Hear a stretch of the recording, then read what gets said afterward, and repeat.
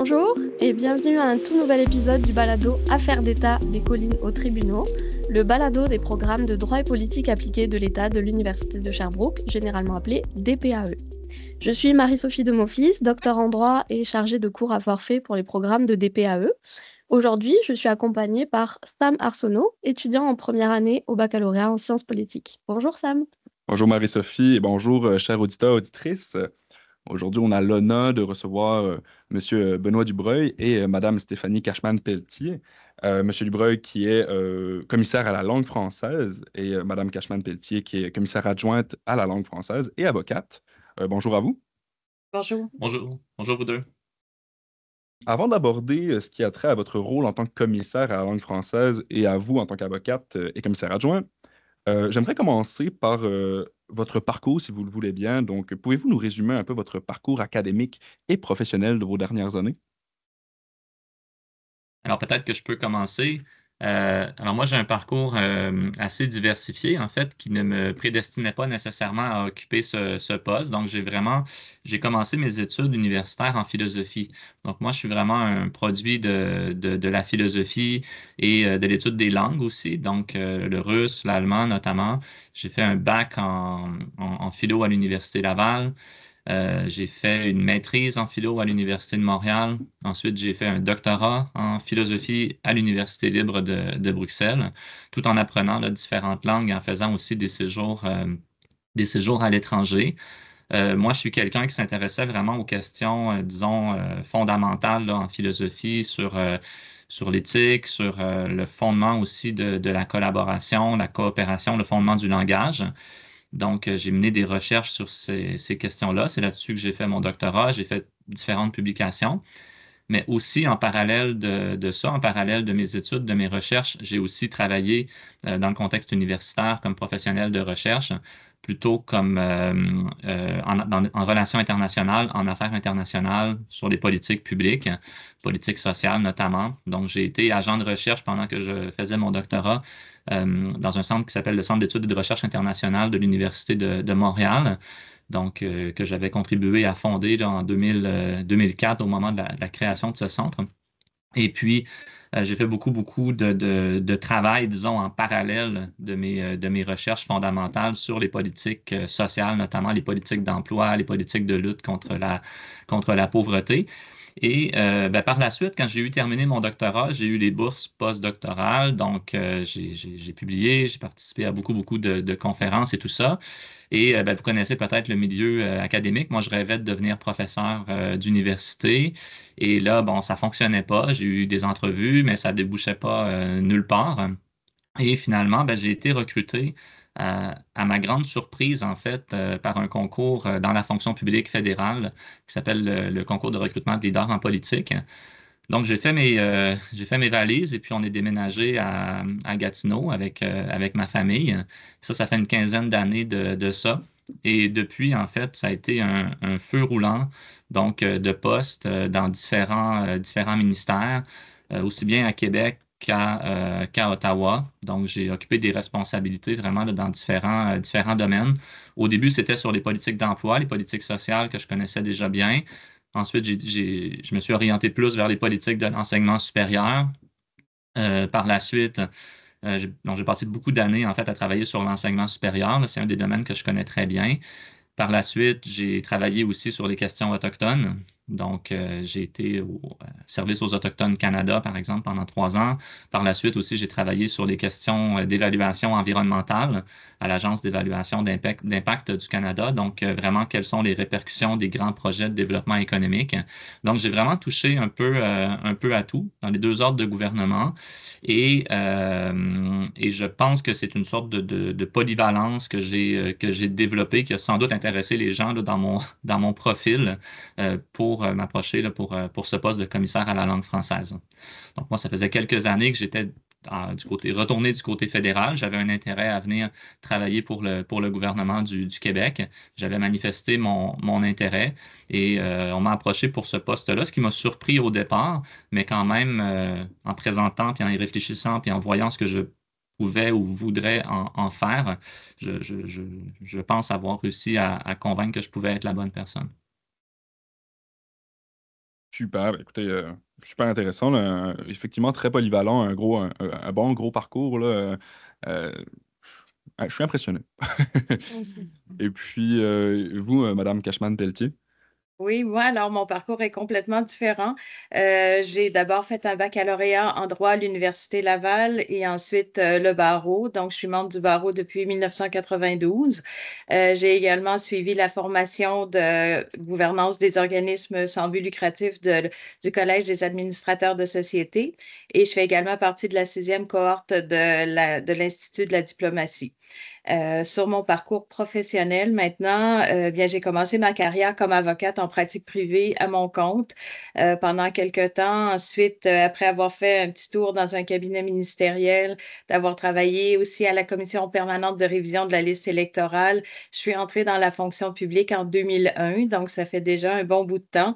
D'abord comme agente de recherche en droit où je m'occupais de sécurité en véhicules hors route, sécurité routière, donc les lois qui encadrent les pratiques de tout ça. Et je suis quand même devenue gestionnaire rapidement après. Donc, ça fait maintenant presque 19 ans, 20 ans là, que je suis gestionnaire dans la fonction publique. D'abord comme chef des politiques de sécurité. Donc, toujours en sécurité routière, j'étais au ministère des Transports, sécurité routière, sécurité véhicules hors route. Ensuite, comme directrice des politiques et de l'intégrité du territoire au ministère des Ressources naturelles. Ensuite, je suis devenue directrice générale du registre foncier et officier de la publicité foncière, donc tous des domaines complètement différents. À ce moment-là, comme officier de la publicité foncière, bien, j'étais nommée par le ministre de la Justice et le ministre des Ressources naturelles.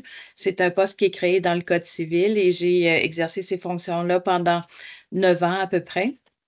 Et à la suite de tout ça, la sous-ministre m'a demandé d'occuper le poste de secrétaire générale du ministère et directrice du bureau de la sous-ministre.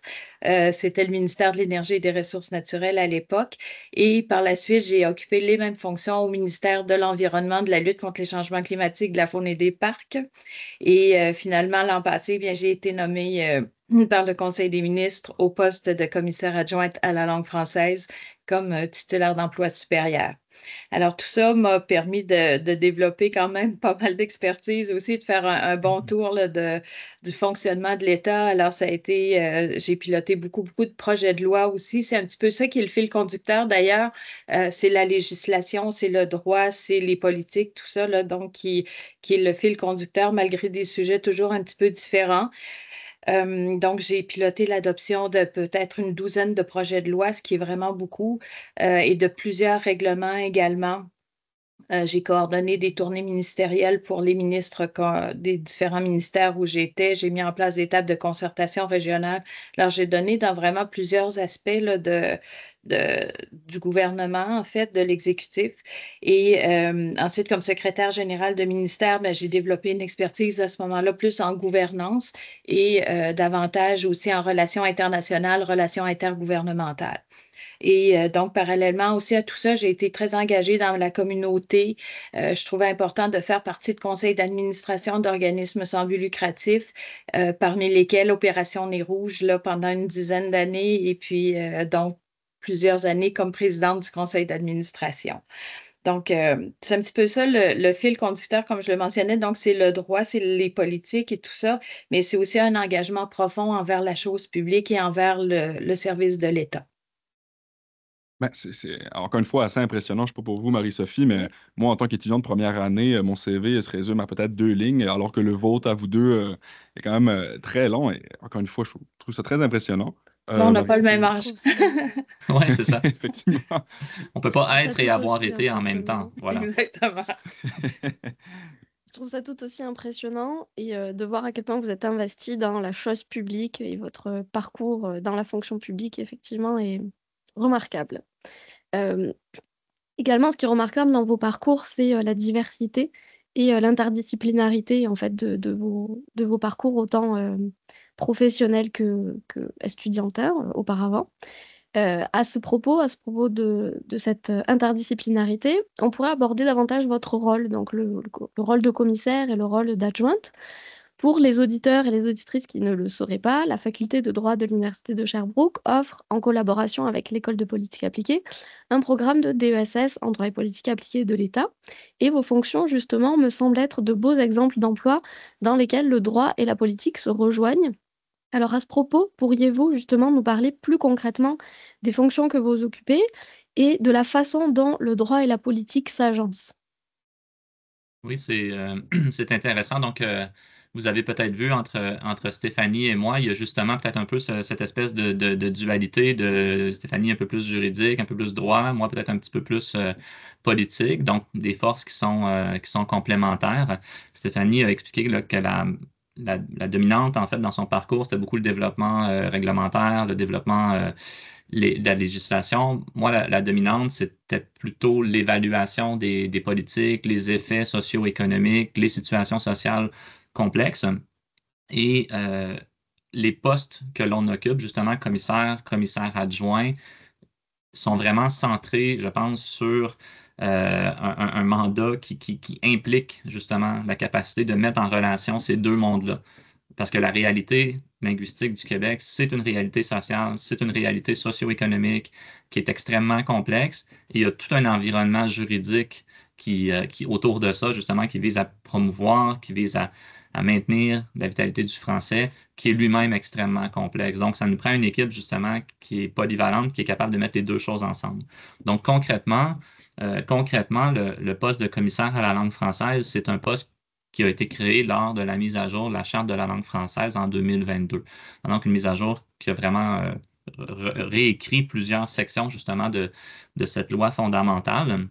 Essentiellement, ce qu'on a fait, c'est qu'on a voulu créer un poste d'une personne qui relèverait non pas d'un ministre ou d'un ministère, mais bien de l'Assemblée nationale elle-même. Donc, par opposition à la situation précédente où il y avait un Conseil supérieur de la langue française qui a fait d'excellentes études à travers le temps, qui a fait un très, très bon travail, mais qui relevait d'un ministre responsable. Et là, je pense que les parlementaires se sont dit, considérant l'importance de la situation linguistique, le caractère souvent sensible et polarisé des enjeux, on préférerait avoir quelqu'un qui est nommé par l'Assemblée nationale plutôt que quelqu'un qui relève de l'exécutif. Donc, c'est vraiment l'objectif.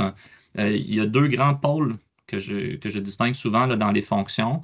Le premier est plutôt lié à des responsabilités de contrôle de l'action gouvernementale, de vérification, de surveillance. Donc, essentiellement, je pense que les parlementaires veulent quelqu'un qui va leur donner leur juste d'une manière complètement indépendante de ce que l'exécutif peut faire ou peut dire.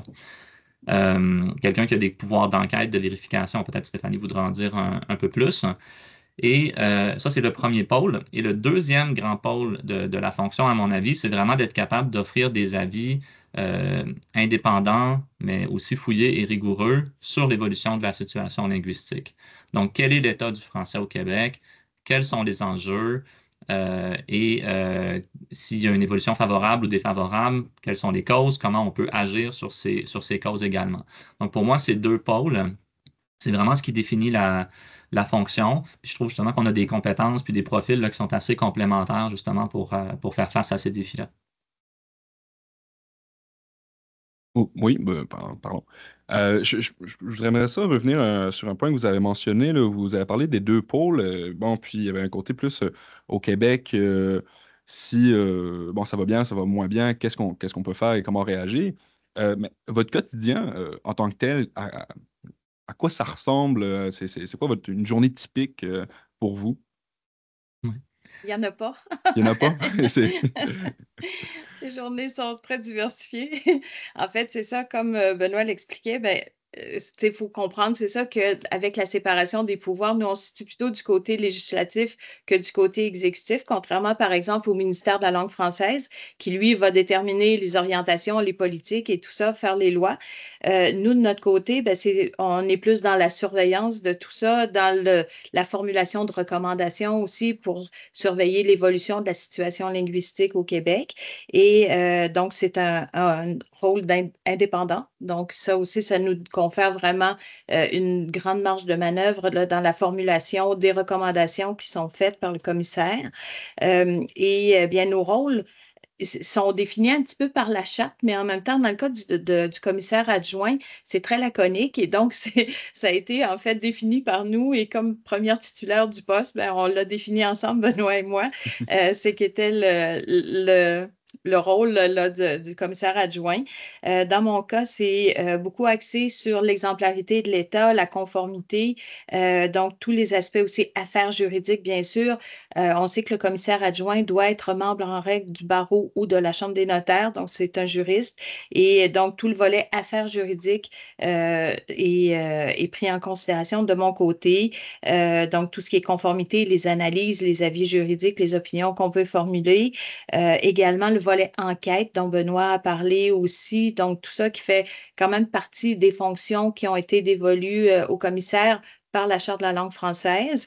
Et aussi, je m'occupe des aspects de gouvernance, donc tout ce qui est planification stratégique, l'éthique, tous ces domaines-là qui sont reliés à la gouvernance et aussi les affaires internationales, les relations internationales qu'on peut vouloir entretenir avec des collègues qui font le même travail que nous et dans d'autres juridictions parce que c'est toujours riche d'enseignements de s'inspirer des meilleures pratiques de ce qui se passe ailleurs. Donc, moi, de mon côté, je dirais que c'est un petit peu, si on veut résumer tout ça, ce serait peut-être les fonctions régaliennes. Ça ressemble un petit peu à ça, là, la partie qui relève de moi. Peut-être j'aimerais ça intervenir sur la question des journées habituelles, en fait, pour notre équipe. La première chose à dire, c'est qu'on est parti de rien. Donc, c'est-à-dire qu'il y a 1 an et demi, là, moi, j'étais nommé, donc je suis arrivé, j'avais rien. On a eu le ministère du Conseil exécutif qui m'a donné un appui au départ, un téléphone, un ordinateur, quelqu'un pour m'aider aussi pour les ressources humaines ou faire passer des factures. Mais je me rappelle, là, dans les semaines suivant ma nomination, j'étais là tout seul avec mon petit attaché pour aller devant le bureau de l'Assemblée nationale pour faire voter des crédits puis expliquer ce que je voulais faire avec cet argent-là. Donc, on a quand même on a parcouru beaucoup de chemin, en fait, je vous dirais, depuis 1 année et demie. Donc, mais créer une organisation, ça nous a énormément occupés. Donc, ça, c'est toutes sortes de tâches qui vont de la dotation. Donc, on est rendu à 18 personnes pour l'instant. Donc, doter des postes, faire des descriptions d'emploi, faire des processus d'embauche, recruter les gens, les intégrer, les accueillir. Toute la question des finances, se doter d'une structure, se doter d'une gouvernance, se doter d'un plan stratégique, se doter d'une planification, une façon de gérer les choses. Donc, ça, on a fait énormément de travail, notamment avec Stéphanie au cours de l'année qui vient de passer. Ça a occupé une grosse partie de l'équipe. Sinon, pour le reste, la plupart de l'équipe, je vous dirais, c'est des analystes qui vont essentiellement chercher à creuser les enjeux. Donc, nous, on est là pour avoir une expertise. Et notre valeur comme équipe vient du fait qu'on a une expertise et qu'on est capable d'aller parler aux parlementaires avec des informations qui sont validées, qui sont rigoureuses, avec une lecture justement de la situation qui ajoute quelque chose par rapport à ce que les ministères vont faire ou par rapport à ce que les chercheurs dans les universités vont faire. Donc, je pense qu'on a quand même réussi à le faire assez bien jusqu'à présent. On a construit une équipe justement avec des analystes de haut niveau, avec des compétences qui sont variables et qui sont différentes, en fait, qui sont pas variables, en fait, qui sont diversifiées. Tout le monde est très bon, mais les compétences qui sont diversifiées, complémentaires.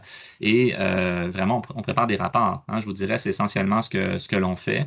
Donc, on trouve des thèmes qui nous semblent les plus importants pour l'avenir du français, pour la situation du français. On creuse, on s'assure qu'on a un angle original, qu'on a une valeur ajoutée et on fait la recherche, on fait l'analyse, on fait les rencontres, on va chercher l'information et ensuite on rend les informations publiques, on les dépose à l'Assemblée nationale et on essaie de communiquer à la fois aux parlementaires et au public le résultat de nos travaux. Donc, c'est essentiellement le travail que l'on fait. Justement, vous me parliez de votre équipe, M. Dubreuil. Vous me disiez que vous étiez 18. Alors, je suppose que ça compose aussi votre équipe de politologues et d'avocats. Pourriez-vous me donner un aperçu de la globalité de votre équipe, peut-être aller un peu plus en profondeur? Je sais que vous m'avez parlé des analystes, mais vraiment faire une belle description de tout ça. Et d'ailleurs, bon, j'en profite, dans le cadre du programme de droit et politique appliquée de l'État, on forme ce genre de professionnels-là. Si jamais vous avez besoin de 2, 3 autres personnes, vous pouvez nous contacter. On a des contacts ici. On a des C'est bon. potentiels recrues pour vous. Exact. Stéphanie, veux-tu y aller peut-être? Oui, oui, certainement. Ben, dans l'équipe qui relève de moi, il y a évidemment des gens qui ont des formations en droit. Hein, on s'en sort pas. Également en politique, en économie, en sociologie aussi. On a quelqu'un qui a fait un bac en enseignement du français et de littérature. Donc, on a des belles compétences aussi de ce côté-là.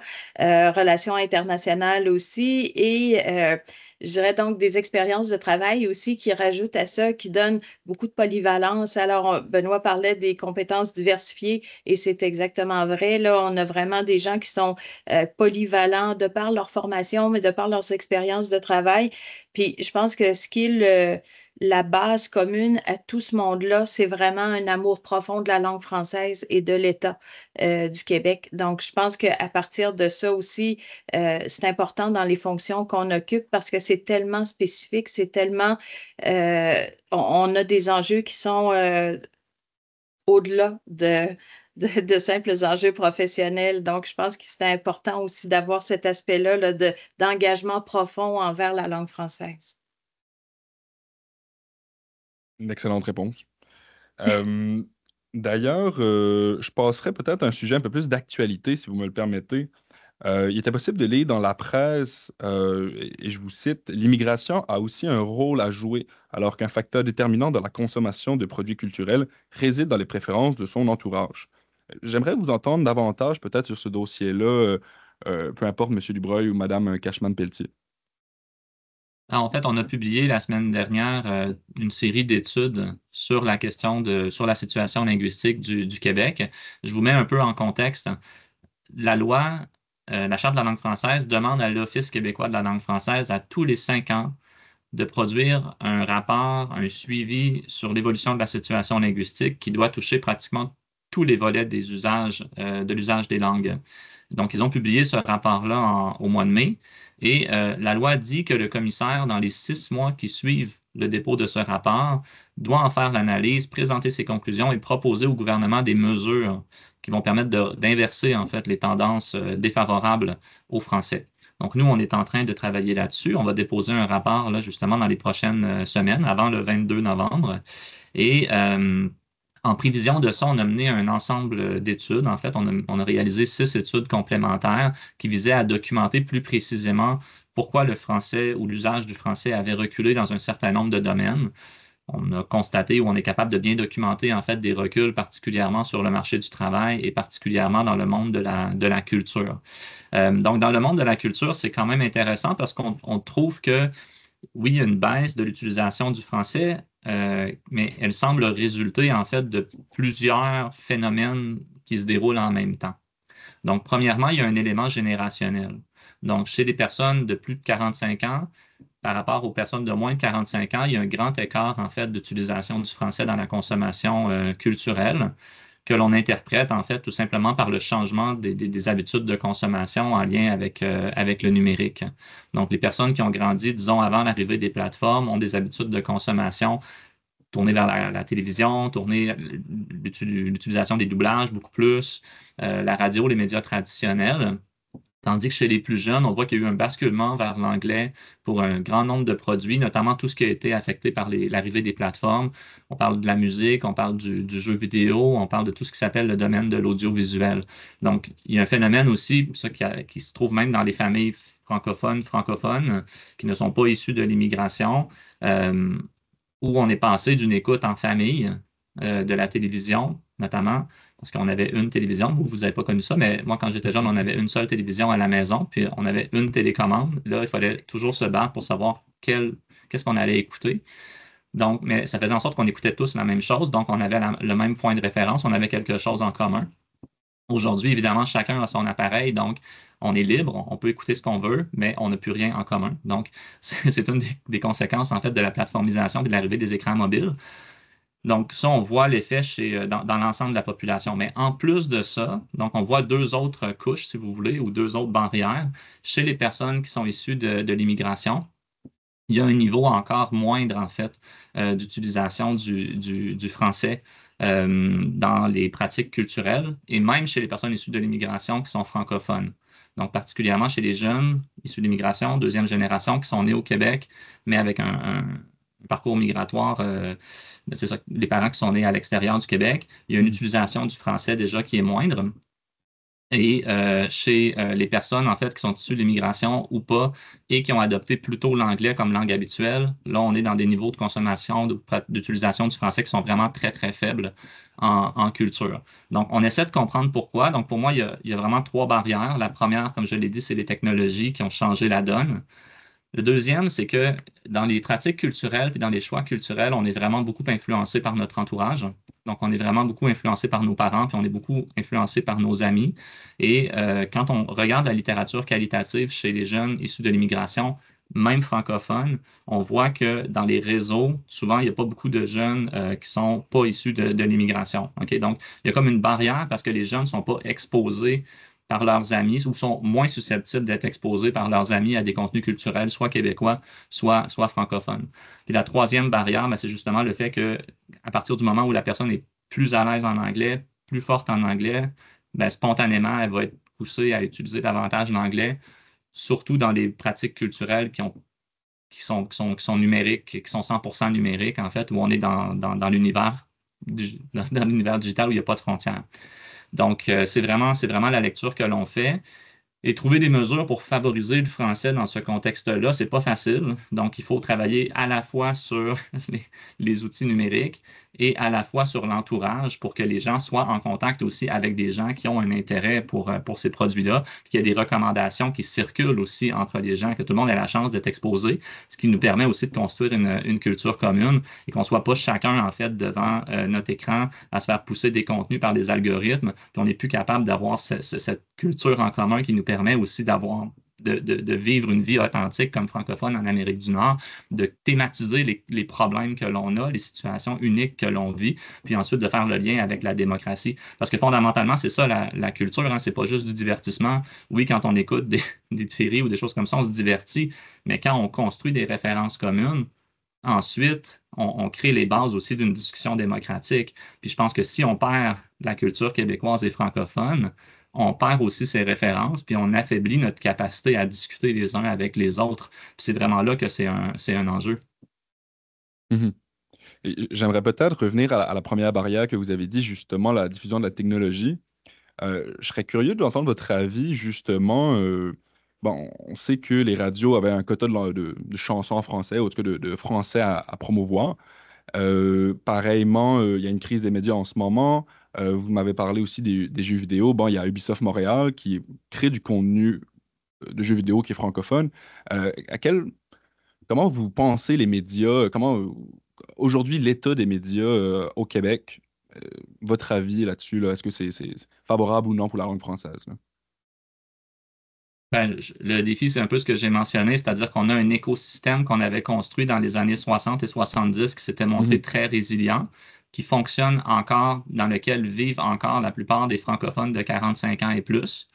Et ensuite, il y a un décrochage générationnel chez les générations plus jeunes où les gens vont accéder à l'information à travers des réseaux sociaux, notamment l'écoute de l'audiovisuel, des séries et tout, ça va passer par les différentes plateformes. Et puis, on a tout un univers aussi qui est apparu qui est prédominant dans la vie des jeunes, mais auquel les décideurs portent peu d'attention. C'est tout le monde des médias, des médias sociaux, en fait, des YouTubers, des influenceurs, qui sont souvent, en fait, je pense aujourd'hui, certains des plus grands, comment dire, c'est souvent les gens qui ont le plus d'audience, même chez les francophones, mais la plupart des adultes ne les connaissent pas, par exemple, ils ne savent même pas qu'ils existent. Donc, par exemple, si vous prenez n'importe quelle personne de mon âge, moi j'ai 45 ans et plus, vous leur demandez de nommer un des 10 YouTubers les plus écoutés du Québec ou de la francophonie, la plupart des gens ne sont pas capables d'en nommer un seul parce que les gens vivent en fait dans des univers culturels qui sont complètement séparés.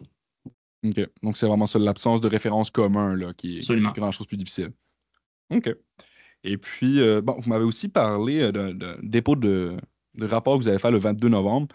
Je ne veux pas devancer les recommandations que vous allez donner, mais j'aimerais peut-être comprendre plus largement c'est quoi qui vous guide dans ces recommandations-là. Oui, certainement. Alors, évidemment, à la suite des analyses dont Benoît vient de nous parler, des analyses qui sont vraiment extrêmement exhaustives, qui sont très, très profondes, et puis pour avoir vraiment une compréhension fine de la question, on regarde ensuite un angle inédit pour essayer d'avoir justement une plus-value, comme Benoît le mentionnait également un petit peu plus tôt. Et on a des grands principes pour s'assurer que les recommandations soient les meilleures possibles et qu'elles soient mises en œuvre aussi. Alors, on mise sur la clarté, sur la pertinence qui est essentielle, sur le réalisme aussi, parce qu'on veut qu'elle soit appliquée, qu'elle soit mise en œuvre, parce qu'on croit vraiment à l'effet positif que ça va avoir. Et on regarde aussi toutes les assises légales. Donc, on s'assure qu'on s'adresse aux bonnes personnes d'abord pour faire les recommandations. On s'assure qu'elles auront le pouvoir d'agir. On s'assure également d'agir dans le cadre des pouvoirs qui nous sont conférés par la Charte de la langue française, et on fait les analyses aussi là, qui vont avec ça, les analyses juridiques pour nous assurer là, d'une homogénéité de tout ça. Et les recommandations, bien, comme on veut qu'elles soient mises en œuvre, bien, on est en train également de travailler sur un suivi de ces recommandations-là auprès des ministères qui sont concernés par la mise en œuvre. Donc, on va s'assurer vraiment d'un suivi qui va être aussi rigoureux que les analyses qui sont préalables, et puis pour nous assurer là, qu'on a vraiment un très bon suivi et que les effets auxquels on croit profondément, bien, qu'on pourra les voir et qu'on pourra en faire éventuellement une évaluation même. Merci, c'était vraiment fort pertinent. J'ai personnellement appris beaucoup de choses. Pense Pareillement, pareillement. également. Est-ce que vous aimeriez nous dire peut-être un mot de la fin, une question qu'on vous aurait pas posée, mais un aspect que vous aimeriez aborder et partager avec nos auditeurs? Peut-être un message justement pour les jeunes qui s'engagent dans votre programme là, de politique et droit. J'avoue, moi, quand j'ai commencé mes études, là, que j'avais l'âge peut-être de Sam, il y avait comme deux choses que je savais qui m'intéressaient vaguement, là. Il y avait la recherche, le monde des idées, tout ça. Puis sinon, je me disais, ben, la fonction publique, ça pourrait être intéressant. Puis, mais j'avais pas tellement d'idées en fait de ce que ça faisait réellement dans la vie de tous les jours un fonctionnaire. Puis même quelques années plus tard, en fait, quand je suis devenu fonctionnaire, les premières journées, j'étais pas encore trop sûr de ce que ça faisait un fonctionnaire dans la vie. Mais ce que j'ai appris au fil des années, c'était que c'était vraiment un milieu qui était absolument passionnant. Puis moi, ça m'a amené à travailler sur des choses auxquelles j'aurais jamais pensé m'intéresser.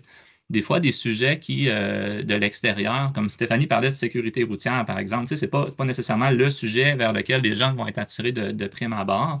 Moi aussi, les évaluations environnementales, au départ, bon, c'était pas nécessairement quelque chose qui me disait quelque chose, mais quand on entre dans un environnement, dans la fonction publique, on s'aperçoit qu'il n'y a pas de sujet ennuyeux. Dans tous les domaines de l'action publique, on a à traiter des sujets qui sont d'une complexité extrême. Et puis, l'expertise qu'on développe, qu'on accumule au fil de nos emplois, elle finit toujours par nous être utile aussi pour faire face à de nouveaux problèmes. L'autre point aussi, moi, que j'ai toujours beaucoup apprécié dans la fonction publique, c'est l'aspect très collaboratif du travail. Et ça, moi, ça m'avait marqué. En fait, j'avais eu besoin d'une période d'adaptation quand j'avais quitté le monde universitaire. Là, je parle peut-être plus pour Marie-Sophie, parce que dans le monde universitaire, c'est un monde où on est beaucoup soi-même comme individu à l'avant-plan. Donc, c'est très personnel, hein, c'est notre thèse, c'est nos publications, voilà, c'est nos prises de parole et tout. Quand on arrive dans la fonction publique, là, l'individu doit s'effacer un peu et le résultat, c'est vraiment un résultat collectif, un résultat de groupe. Et il y a quelque chose de vraiment intéressant là-dedans, de pouvoir travailler ensemble à résoudre des problèmes. Puis moi, je suis vraiment très, très content de l'équipe qu'on a pu rassembler. Le poste de commissaire, il est un peu unique là, parce qu'il y a comme un aspect personnel dans le fait d'être un commissaire qu'il n'y a pas dans les autres types de fonctions dans la fonction publique. Mais quand même, c'est pas une personne, c'est pas deux personnes, là, le commissaire à la langue française. C'est vraiment une équipe qu'on a réussi à construire. Et puis, je pense qu'on a réussi, qu'on parvient ensemble à vraiment faire avancer à la fois la connaissance et les débats publics. Merci. Je vous rejoins tout à fait sur le fait que travailler en équipe, c'est souvent beaucoup plus valorisant que travailler tout seul sur son petit projet de recherche à part. Maître Cashman-Pelletier, avez-vous un mot de la fin également à nous donner? Ben oui, certainement. Alors, pour ceux qui écoutent, les étudiants qui sont inscrits au programme dont vous nous avez parlé, je pense que ce qui est très important dans la fonction publique aussi, c'est la polyvalence. Alors, de se chercher vraiment plusieurs centres d'intérêt, c'est toujours vraiment valorisé, c'est toujours extrêmement utile. Et aussi, ce qui est intéressant dans la fonction publique, c'est qu'on travaille toujours en fonction de l'actualité. Alors, on est toujours vraiment en perpétuel mouvement, c'est en évolution. Contrairement aux croyances où on pense que c'est plutôt figé, mais vraiment pas. On est vraiment collé toujours sur l'actualité avec tout ce qu'on voit de demandes dans les médias et tout ça. Donc, c'est vraiment extrêmement passionnant et on est appelé aussi à contribuer à changer le monde et à améliorer les choses à notre modeste mesure, bien sûr, mais on est tous un petit peu responsables de mettre notre partie de l'édifice pour aider à le construire. Alors, c'est vraiment extrêmement passionnant aussi. Merci. Vous venez d'écouter Affaires d'État, des collines aux tribunaux, le balado des programmes de droit et politique appliqués de l'État de l'Université de Sherbrooke. Nous espérons que vous avez, autant que nous, apprécié cet épisode avec le commissaire à la langue française, Benoît Dubreuil, ainsi que maître Stéphanie Cashman-Pelletier, que nous remercions chaleureusement d'avoir accepté de discuter avec nous ce matin. Nous espérons aussi avoir participé à la connaissance et à la reconnaissance de votre institution. Je m'appelle Marie-Sophie Demoflis. Je remercie également mon co-animateur, Sam Arsenault. Pour plus d'informations sur le balado ou sur les programmes en droit et politique appliquée de l'État, écrivez-nous à l'adresse dpae.droit@ucherbrook.ca ou visitez le site web de l'Université de Sherbrooke. Merci et à bientôt pour un nouveau balado. Merci beaucoup. Merci. Merci beaucoup à vous deux. Merci d'avoir pensé à nous. Merci.